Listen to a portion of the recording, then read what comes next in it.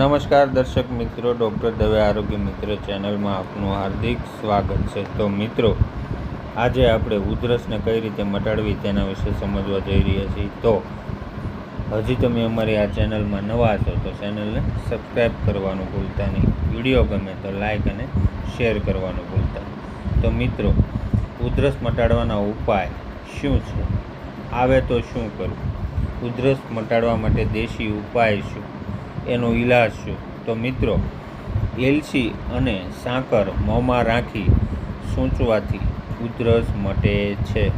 એલચી અને સાકર મોંમાં રાખી સૂંચવાથી ઉધરસ મટે છે। તો મિત્રો, વિડીયો ગમે તો લાઈક અને શેર કરવાનું ભૂલતા નહીં। મળીએ હવે પછીના વિડીયો।